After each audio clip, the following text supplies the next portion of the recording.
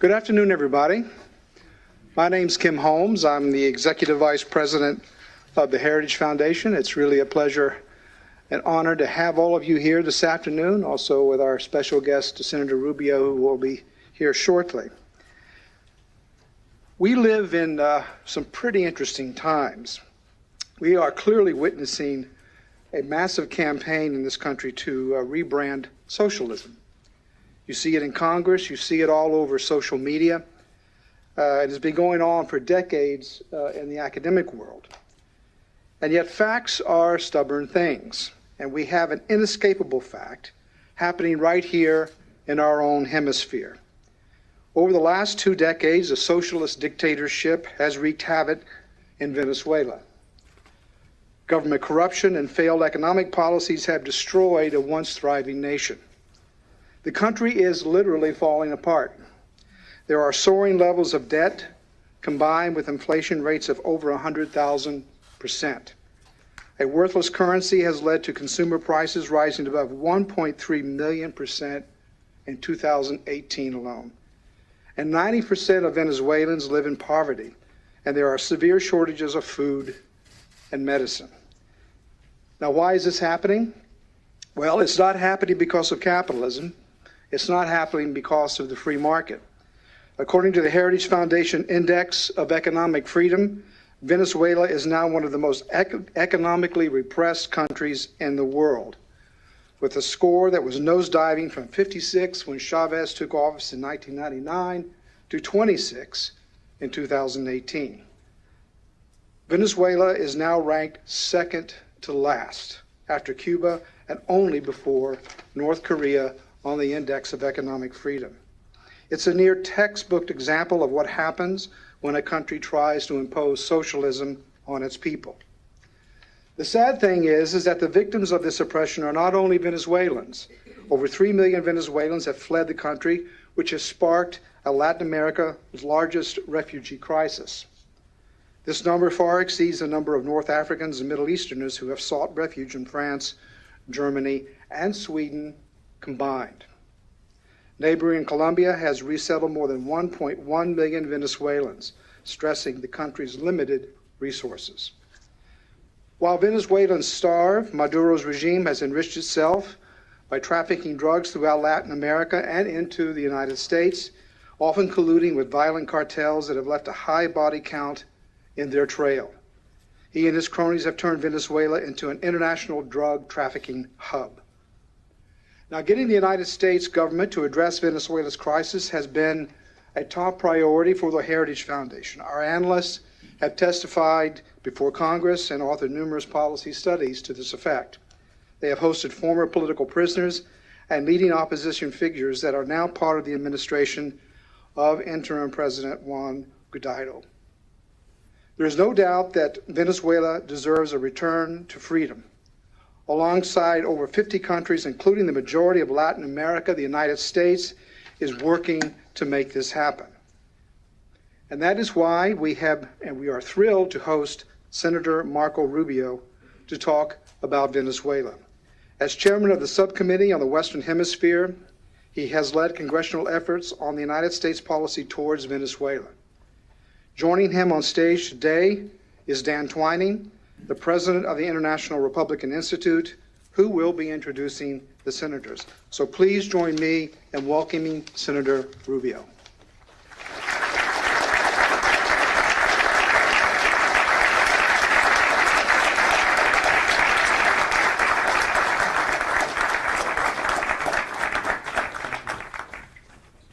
Thanks very much, Kim. I'm Dan Twining. I'm president of IRI. Delighted to have all of you here. I'm going to be very brief. You all know who Senator Marco Rubio is. He's really our foremost freedom champion in the Congress. He has lived it in so many ways. He sits on all the relevant committees. He has been a voice for the aspirations of people struggling for freedom and democracy all over the world for a long time. He's a great champion of American leadership in the world, values-based leadership. And Senator, we're just delighted to have you here. He's also on the IRI board, so thank you for that too. Senator Rubio, how did we get here? Venezuela was the richest country in South America. enormous assets, a rich human population. Now we have 3 million refugees, 90% of people are hungry. What happened? Well, first of all, I'm not a fan of socialism, and I know this organization is not either, but I think this goes well beyond a flawed economic theory. The Maduro regime is best understood not as a government, but as a criminal enterprise, akin to what you see in organized crime rings. In essence, you have a godfather, the head, and Maduro, and then you have all these individual capos that he allows concessions. So when we had a crime family, one guy controls the loan sharking, one guy has the drugs, one guy does prostitution, one guy does whatever it is may be, the bank heists. It's the same thing. This is what they've done. They have divvied up pieces of the economy, and he has bought the loyalty, quote unquote, of these people by allowing them access to corruption opportunities through oil, currency manipulation, importing food at inflated prices from abroad, making a kickback commission off the inflated price, and then taking a piece of those food and commercial goods and reselling them in the private market for a profit on top of it. These are the sorts of narco trafficking. This is a government or a regime that government officials in the security sector actually will protect a drug shipment using the power of the state, again, for a commission. So we get there by this. You put people in charge of the oil industry that know nothing about oil. They know about stealing. You put people in charge of the mining industry that know nothing about the industry. They just know about stealing. And you put enough people in charge of this over a period of time, you destroy an economy. And that's what's happened, and that's why we've reached the point that we have today.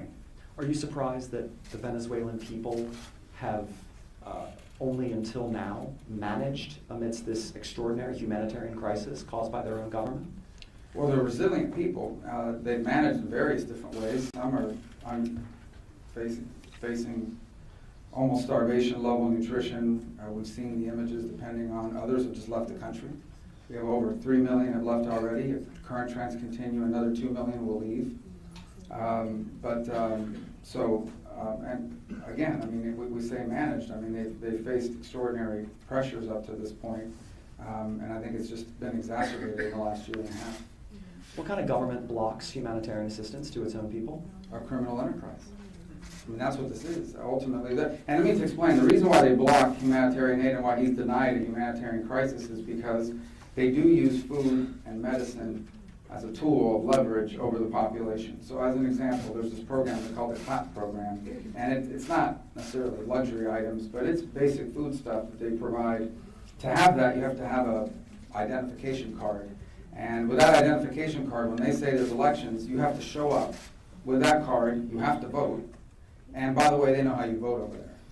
And so not only do you have to vote the right way, and then you get food and medicine for your family. And if you don't vote the right way, or you don't vote at all, then you don't get the food and that your family needs. And so if there was humanitarian aid available, people would be less dependent on them and on that program. And that's one of the ways they've used that. And so obviously their fear is the inability to use even that little bit amount of food as leverage over the population is a threat to the regime. So that's why he's willing to do what he's doing. A lot of people here follow this, but could you explain, just for those who maybe haven't been tracking it as carefully as you, why Juan Guaido is legitimate and Mr. Maduro is not at this stage of the Venezuelan constitutional process? And by the way, when I met Juan Guaido in Peru at the Summit of the Americas, I am confident, without any doubt, that he had no idea he would find himself in this position. This is not someone who's been working his way up to this spot. Under their constitution, you got to go way back, but ultimately Maduro called an early and illegitimate election to be reelected, and he did so because he thought, and rightfully, that he could manipulate the outcome. So imagine an election in which all the people who have any chance to beat you are not allowed to run, where you control all the means of communication in the country, where you have stacked the vote counting entity with your loyalists. I'd be pretty confident in an election cycle like that as well, and that's what they did. And that he doesn't win this election; he rigs this election. And so when he swears in January, his term as presidency is not legitimate. He's swearing into a term that's not even constitutional.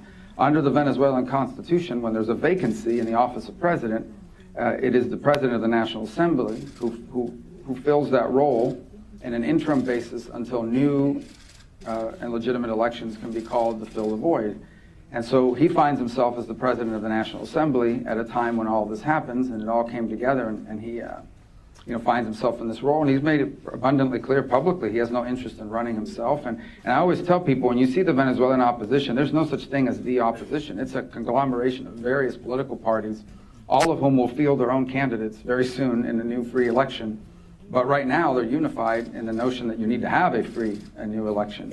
But he doesn't intend to be one of those candidates, so I think it's really been a phenomenal to watch, sort of where history finds the man, and I still marvel at his bravery, because even today they've announced they're investigating him on how does he make a living and how is he feeding his family. Well, that's the other thing they do, they bureaucratize repression. So rather than just go in and grab him, what they're trying to do is create sort of the appearance that whatever happens to him is the result of some investigation or legal process. I mean, that just, nobody will believe it anymore. But those are the threats he faces every day. Senator, do you believe a lot of members of Mr. Maduro's government are looking for a way out? I don't believe that. I know that. Some have already sent their families abroad. Others, I would say, there are 6 people that are holding him up right now. The defense minister, the head of the Army, Navy, Air Force, the National Guard, and then the Joint Chiefs head, 6 people. And so you're them. They know Maduro is incompetent. They know he can't turn this country around. But they fear the opposition. They think if these guys take over, they're going to purge the military and they're going to put all 6 of us in jail. And so they're stuck between that fear and the reality that they know where the rank and file of their subordinates are. And if they order the rank and file to fire on the people or to do something, they won't do it. And some event is soon, at some point, going to force them to try to decide whether or not to carry out an order that A, they don't want to carry out potentially because of the repercussions, and B, that they know their rank and file won't carry out. So they're sort of in this game here that they're trying to figure out how to walk this tightrope. So a lot of people say the military is loyal to Maduro. There's a difference between soldiers in a barrack not rebelling and soldiers in the barrack saying, look, I'm willing to do the marches and chant the things, but if you call on me to do things like fire upon my neighbors and family members, I'm not going to do it. Because, by the way, the rank-and-file soldiers do not come from the connected or wealthy class. These are people that come from working class and poor families. So if they fire, they'll be firing on their neighbors. There are plenty of soldiers and National Guardsmen and even police officers in Venezuela whose parents, whose spouses, and potentially whose neighbors are right in those crowds that they're supposed to be oppressing or looking at. These military leaders, they know that while they give out the appearance of loyalty, if called upon to do certain things, the rank and file are not going to do it. And at that point, it all collapses because everyone will figure out that no one wants to be the first one to go. So I think they want a way out. They just don't know what that way out looks like. They are fearful of the opposition. They think they're going to jail. They think the military is going to be purged. Some people are going to go to jail. But I would say this, there are off-ramps that exist. The administration has made that clear, publicly and privately. They won't be there forever. And there are off-ramps, but we also know where their assets are. So if you own a little farm in Costa Rica or you've got a bunch of money parked somewhere, they know where it is, and they're going to get to it. So people will have to make a decision here fairly soon about what side of that equation they want to be on and which risk do they want to run. But to answer your question, yes, I think they wish they had a way out. They don't know what it is, and right now they fear Maduro more than they do the opposition. Or I should say they fear what could happen under the opposition more than they do staying with Maduro. But that calculus could literally change at any second or moment.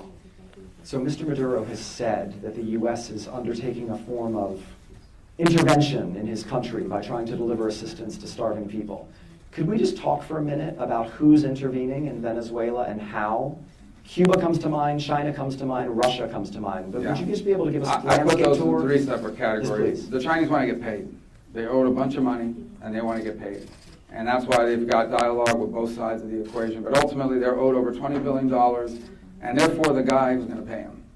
And right now, they got a contract with Maduro, but if he's out, so as long as we get paid, that's what they want. Right now, they're getting paid in petrol. They're getting paid in oil. They're not getting paid in cash.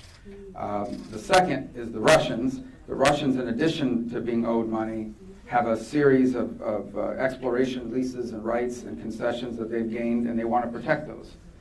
Every oil and energy company in the world's future depends on access to exploration rights. And that's their primary focus. And then secondary to it is that it gives them sort of geopolitical presence in the Western Hemisphere. They feel like they have an outpost that gives them some voice in what's happening in the region and allows Putin to project himself as a global power with global reach. The Cubans get about over $1 billion a year of cash in a country that has no cash for what they do best, and that is repress people. I mean, bottom line is that the Cubans run their entire intelligence and repression operation. And one of the reasons why there's this loyalty, quote unquote, from its senior military officials is they're all spied on by the Cubans, every single one of them. And you've seen a massive purge, hundreds of military officers in Venezuela who've been arrested, all on the basis of collection that the Cubans have identified and turned them in. So there's that element to it.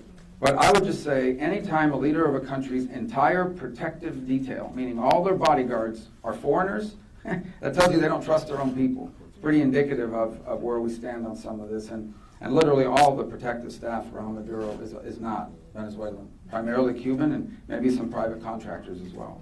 So if the Maduro regime were to go, what would the blowback be on the Cuban system? This is really a Cuban beachhead in South America. Well, they would lose privileged access to oil and petroleum. That's the first. They would lose their strongest ally at regional bodies, certainly in this hemisphere and probably in the world. They would lose over $1 billion some odd a year that they get for their services of helping spy and repress people.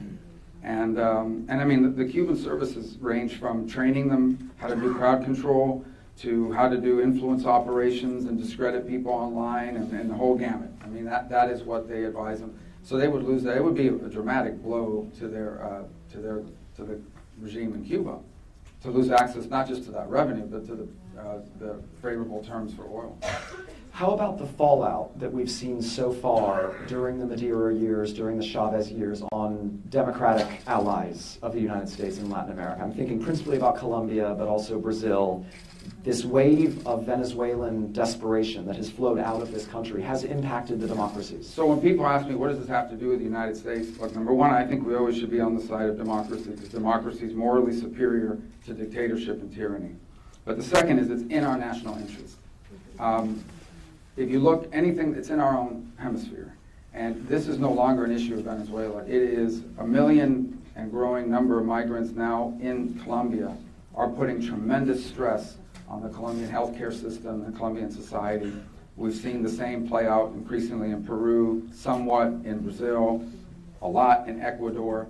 So what happens is, as these migratory flows continue, it puts stresses on governments, particularly in Colombia, that are already facing other significant challenges.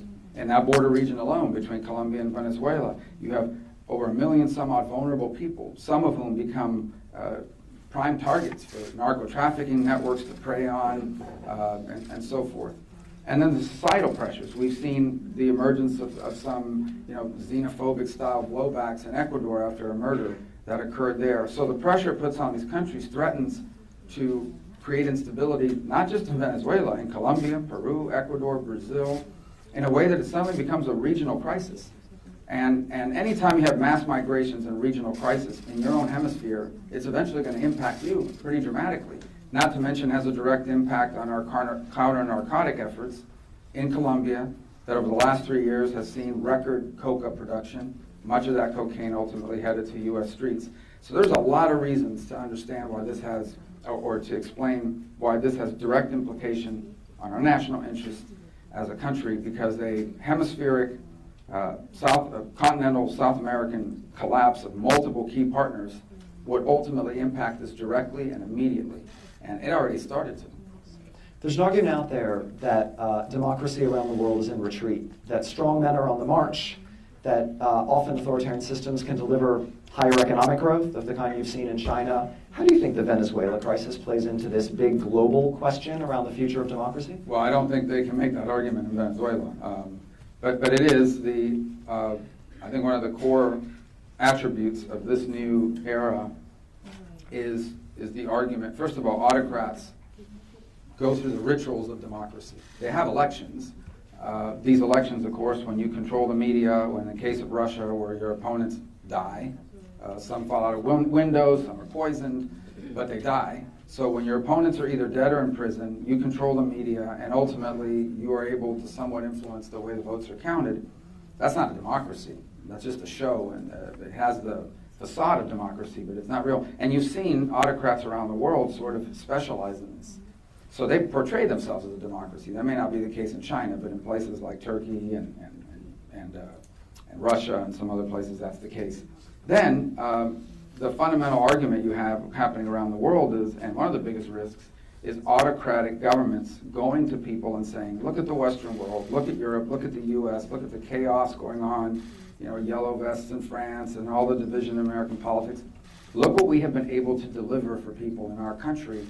And of course, the price of it is less freedom and less control of who your leaders are. What they don't tell you is that the fact that they control society means they can also control their own fissures and people's ability to express themselves and their issues. So the reason why democracies look chaotic and messy is because people are free enough to disagree openly and vibrantly. In these autocratic countries, you cannot. And so you wind up dead or in prison. But that is a defining feature of this new era. And that is the argument between autocrats and democracy about which model moving forward is the best. And it is a significant concern to me that, led by the Chinese and others, there's this argument being made that you can achieve sort of democratic levels of prosperity without democracy. And it's something we should be very concerned about, because I think for the first time, probably since the end of the Second World War, certainly, over 50% of global GDP is now produced in autocratic countries. On the other hand, though, back to Venezuela, the Venezuelan economy is half the size it was. Inflation is approaching 1,000,000% or more. I mean, this is an example for the economic underperformance of autocratic control. Yeah, again, look, I don't like socialism. I don't think socialism was ever going to work. Certainly not the model they've pursued. But it's overlaid by, on top of socialism, it's overlaid by just the most incredible level of corruption and thievery in mind. I mean, that's a high standard. I mean, we got some terrible thieves around the world that have stolen money. Even from a historical perspective, the amount they have stolen and stripped of that country is extraordinary. I mean, I don't know of any contemporary example that you could stack up to it. And that's been a huge part of this, on top of everything else. Can we talk about next steps, and then we'll open it up? What does America need to do just in the next few weeks? And then could you talk about the longer-term kinds of support a more democratic Venezuela will need? Well, I think it's a mistake to view this as a U.S.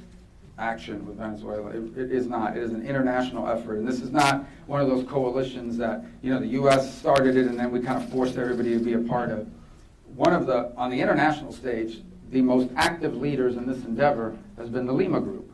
The Lima Group, made up of 14 countries, not including the United States, but include Canada and all of Venezuela's neighbors, have been the most active on this effort for a year and a half now, by far. The OAS has been revitalized as an institution that's actually playing a meaningful role in this. You've seen it growing. Over half the European countries have now signed on as well. Every day some new country somewhere signs on to this endeavor. So this is truly, and the U.S. isn't really working in them. These countries are coming there willingly and agreeing with that. So it isn't, and I think that's important. Let me first understand what is the Maduro strategy? Maduro's strategy is to buy time with a fake negotiation or whatever to, A, get the opposition to divide, and B, get the rest of us to sort of move on and pay attention to some other crisis and forget about Venezuela and forget about what's happening there. That's his plan. That's the model he's trying to follow. It won't work this time.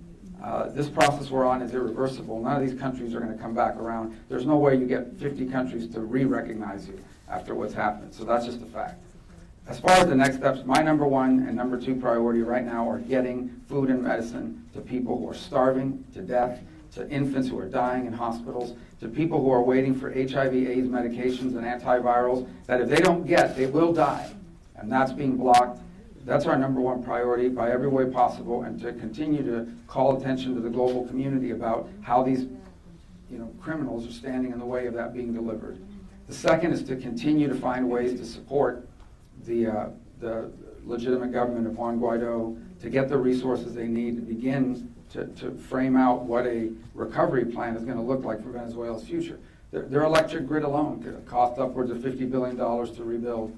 It's funny, the other day he was having a press conference at his palace, or whatever they call it, and wherever he's at, I don't know, maybe he was there, I think he was. And he was saying there's no crisis in Venezuela, and the lights went out in the middle of his press conference. In the middle of the conference, the lights went out. So that whole grid has to be rebuilt. There's a lot of work to be done. And ultimately, the future belongs to the Venezuelan people. It belongs to them. This is their fight. This is their cause. We are supporting them. And so I think it's a mistake to say, what is America going to do next? What America should continue to do is support the legitimate democratic aspirations of the people of Venezuela. We take our direction from them. What I know this administration will do is continue to hunt down the money that these individuals have stolen from the people of Venezuela and preserve it so that it will be there for the people of Venezuela. And frankly, there will come a point, I believe, when there will be secondary sanctions against businesses or countries who are helping Maduro try to evade these sanctions. Thank you, Senator. We're going to open it up. Anna is going to appear to moderate the session. We have a few minutes for questions. I think we have some mics going around. If you could please identify yourself with your name, your organizational affiliation, and please keep your question in question form and not remarks. We have 2 panelists, and that is it. All right, the gentleman in the back with the tie. With the tie. Yes, right. I know. Sorry. I know. That was very. With a is that red? Sorry, I haven't had my Cuban coffee today, sir. Skinny red tie. Skinny red tie. There you Got go. it. Senator, thank you for coming. My name is Mark Dieger. I'm with the Heritage Foundation here. And I wanted to ask both of you, what do you recommend the United States should do in regards to what happens to Maduro and his, I guess, cronies once the situation has been changed, once they have been deposed? What happens to them? That's a tough question because some of these people have done horrible things. And so this is where pragmatism in foreign policy is so critical. There may come an opportunity fairly soon, I hope, where some really bad people who have done some terrible things are going to be willing to step aside in exchange for some level of guarantee. Now, there's things we can guarantee and things we can't. The U.S., for example, can lift sanctions. What we can't shield you from is the International Criminal Court or things of this nature. But there are things that there may come an opportunity, and those off-ramps still exist for some. I mean, that's the ideal scenario, is that these guys would just get up and go somewhere and they live there for the rest of their lives. And it's terrible that some, I don't know, there's some that will have to face justice, that some may never face justice for what they did wrong. But I still think that is preferable to a bloodbath or to the continued suffering of millions of people. And that's just a tough decision. My bigger fear is that those off-ramps don't exist forever. There is a point of no return. There does come a moment, and one of those moments is coming up right now. It is a violation of international law for the armed forces of a country to deny the delivery of humanitarian assistance to civilians. And that is what they are doing, and that's what they are seen postured to do. And if they do that, they are violating international law. And how those 5 or 6 key military leaders respond over the next week and a half to that question is going to determine where and how they and their families will spend the rest of their lives. This is the most important decision they have ever made in their life. And they're about to be forced to make it. And I think it's important to understand that there does come a point where these windows of opportunity for them close. If you told me tomorrow that the price of Venezuela having a better future is that 5 or 6 terrible human beings get to move to Cuba or South Africa or Moscow for the rest of their lives, I think it's unfortunate that some of them may not face justice, but if it saves the lives of millions of people, that's one of those very difficult trade-offs. But there comes a point where you cross the line and that opportunity won't be there for you.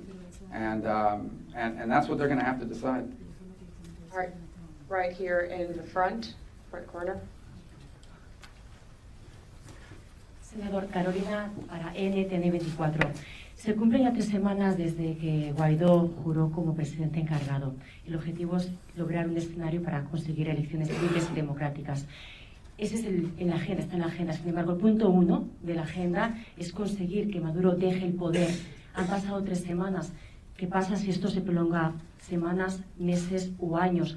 ¿Cuál es el plan B ahora mismo? Bueno, primero, a nosotros no le corresponde a Estados Unidos tener un plan B. A nosotros estamos para apoyar, and I'm going to answer it in English, because the question is, what's the plan B? Since Maduro hasn't left, it's already been 3 weeks. Well, dos cosas. Primero, esto es una pelea del pueblo de Venezuela y nosotros lo estamos apoyando. Así que nosotros no vamos a determinar cuál es el plan B. Son ellos, pero yo no creo que tiene que haber un plan B. 3 semanas Es muy largo por lo que han sufrido, pero en la historia del mundo es un corto plazo. No es fácil cambiar un sistema de un día al otro que todavía está apoderado de armas y está dispuesto a oprimir, a matar, encarcelar y exilar a personas. Pero esto no se puede revertir, esto más nunca va a ser como era antes. Esos 50 y pico de países que están apoyando a Guaidó no van a cambiar ahora a reconocer a Maduro. Él no tiene futuro como líder. Aquí lo que se está determinando es de qué manera va a salir del país. Pero que va a salir no hay duda. Él no tiene escape de esto. Y en diferencia de las otras ocasiones en las cuales la gente se olvidaba, ya esto ha llegado a un nivel de atención muy alto. Nosotros vamos a seguir apoyando lo que esté pidiendo el gobierno interino. On the Plan B part, I would just say that it doesn't really belong to us. It belongs to the Venezuelan people through their legitimate government to determine what the future holds. And we're there to support them in whatever they need and ask for. But there really isn't a Plan B. There doesn't have to be. There's only one plan, and that is Maduro leaves.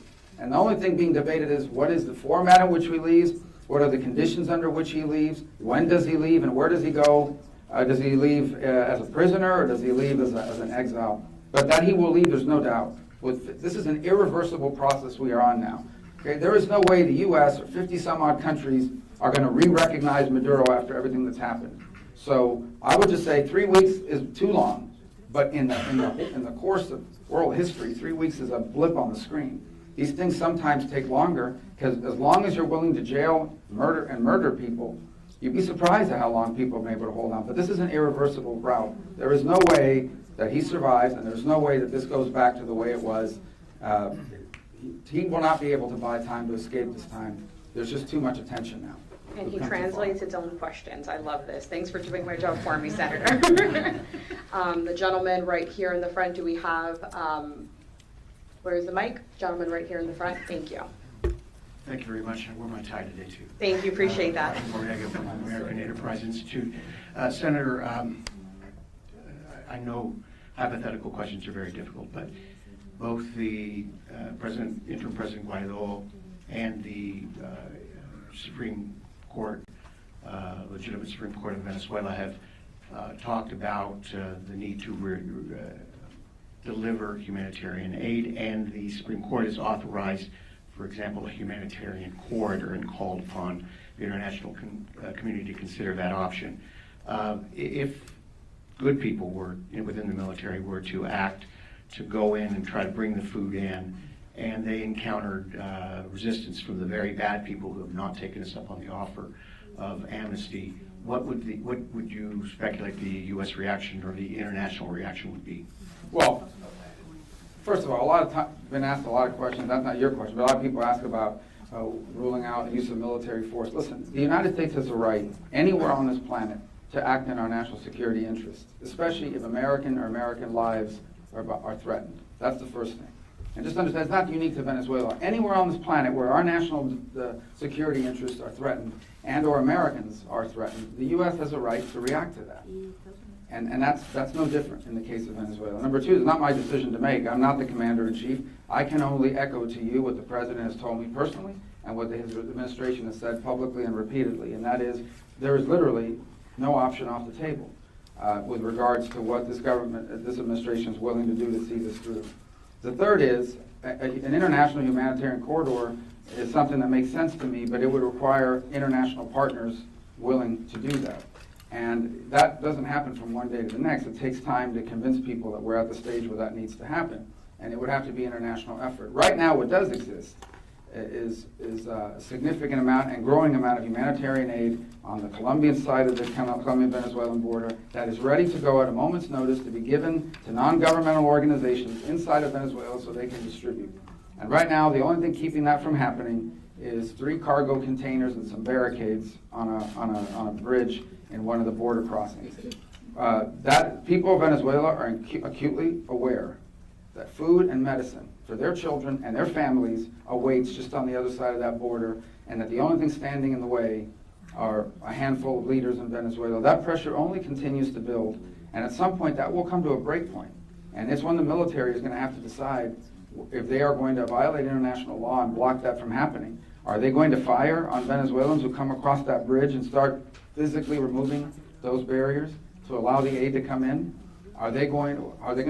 Do they really believe that their soldiers whose own families are starving are not going to allow that to come in. So I think this is going to reach a critical mass here sooner than people think. And by the way, that's just one point of entry. There are multiple places by which this aid can be delivered. So this will come to a head. And again, this is a new effort. It's 3 weeks old. It takes some time to build. But it only gets worse for Maduro from here, not better.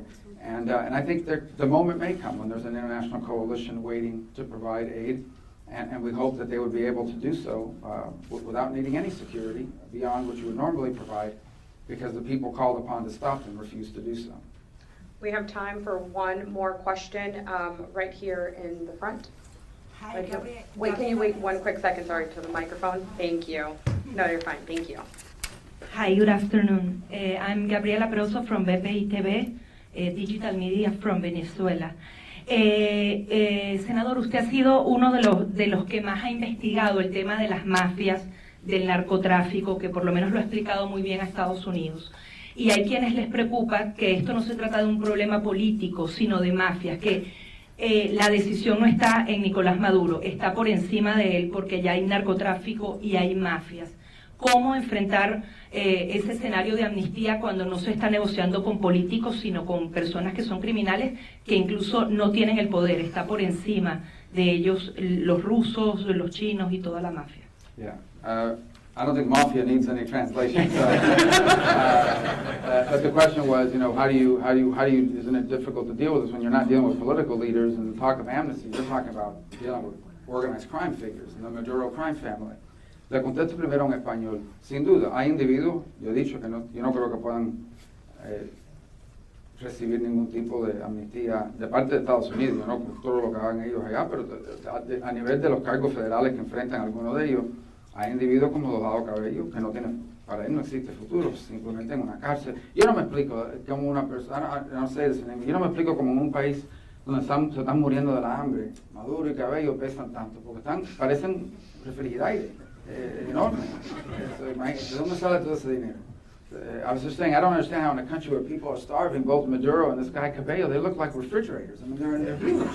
And people are dying. I know it comes off as funny, but it's true. I mean, just think, there have never been a larger disconnect between a starving population and these overweight future cardiac patients. So, going back to de la pregunta que usted me hace, es difícil, ¿no?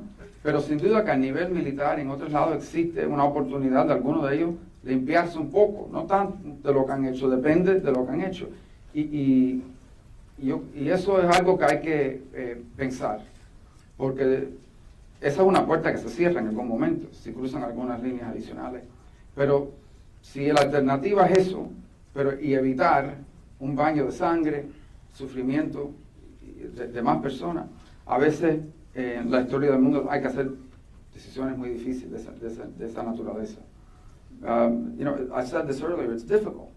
When there are some people that will not be able to avail themselves of any sort of guarantees by the U.S. or anybody else because of the things they've done. There are others who have yet to cross a line who still have an opportunity to do it, but that won't be there forever. And I would just say, listen, no one is more idealistic about these things than I am, at least in Congress. But I also understand that sometimes in the history of humanity, you are forced to choose between two less than ideal options, and you have to take the one that is least bad. And in this particular case, if the price of avoiding a bloodbath or a civil war or continued suffering is that a handful of really bad people who stole a lot of money get to move somewhere else and live, that's certainly preferable to a bloodbath. But that's an opportunity they have to take with concrete actions. With concrete actions. That's an off-ramp that doesn't exist forever. And the reverse is true. And that is, if you don't take that off-ramp, we know where your assets are, we know where you've stolen and put the money, and you're not going to have that if you continue to stick with Maduro. In addition to all the other challenges you're going to face personally, your family is going to face the loss of all those assets in future generations. So, look, that's what I'm hoping for. We're going to wake up one morning and find out that some military leaders have recognized the rightful government and Maduro's on a plane to somewhere. But, we have to be prepared for that not being the case as well. We're sorry, guys. I think we're a little bit out of time. Senator Rubio, on behalf of the Heritage Foundation and our co-host, IRI, we thank you very much for your remarks and your leadership on this very important issue. If everyone, you could please join me in thanking the Senator and Dan Twining.